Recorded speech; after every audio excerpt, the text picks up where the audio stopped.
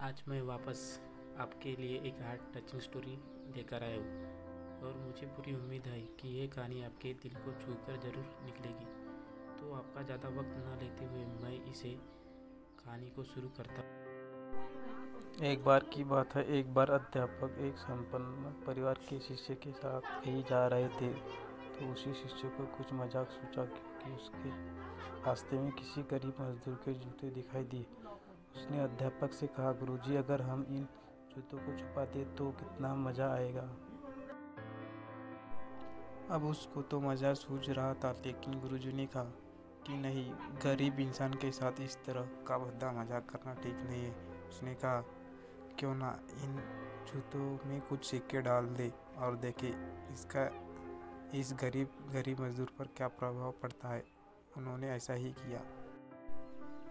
जैसे ही मजदूर अपना काम करके लौटा और उसने एक पाँव अपने जूते में डाला तो उसको कुछ कठोर सा महसूस हुआ और अंदर हाथ डाला तो उसको कुछ सिक्के दिखाई दिए।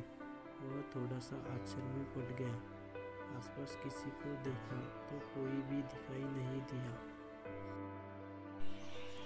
वापस उसने दूसरा पैर अपने जूते में डाला और वापस उसमें कुछ सिक्के दिखाई दिए।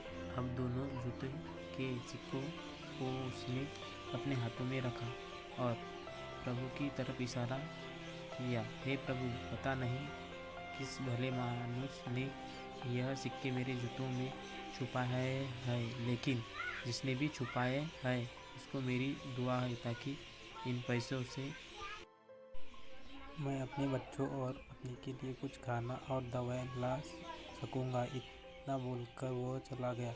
इस बात को शिष्य और अध्यापक दोनों सुन रहे थे। अब अध्यापक ने शिष्य से पूछा कि अब तुम मुझे बताओ कि तुम कैसे महसूस हुआ, तुम्हारे पहले वाली मजाक या मेरा ये।